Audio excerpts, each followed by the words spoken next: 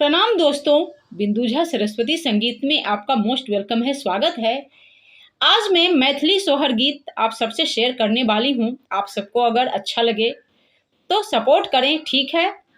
और मैं YouTube पर बिंदु झा सरस्वती संगीत पर लाइव भी आती हूँ। दिन के 2:30 बजे आप सब जुड़े, उसमें आप सबसे रिक्वेस्ट है। लाइव क्लास में बच्चे को देती हूँ, हर सब्जेक्ट का पढ़ाई मिलता है बच्चों को। आप सब कल से 2:30 बजे यूट्यूब पर बिंदु झा सरस्वती संगीत जो मेरा चैनल है उसमें जुड़ें। तो एक सोहर सुने आप सब।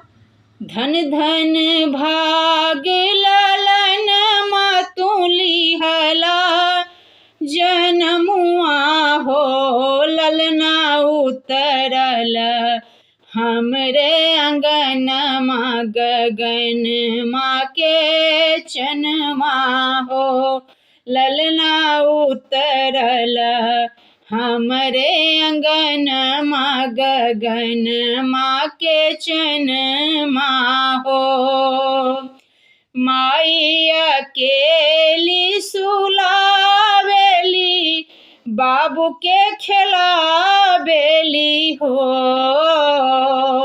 माई अकेली सुलावेली, बाबू के खिलावेली हो।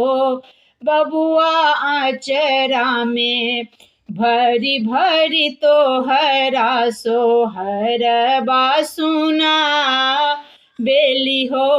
ललना आचरा में भरी भरी बबुआ सोहर बासुना बेली हो। धन धन भाग लालन मातुली हला, जनमुआ हो ललना उतरल, हमरे अंगन माँ गगन माँ के चनमा हो ललना उतरल, हमरे अंगन माँ गगन माँ के चनमा हो। जय मैथिल, जय मिथिला, जय बिहार। धन्यवाद।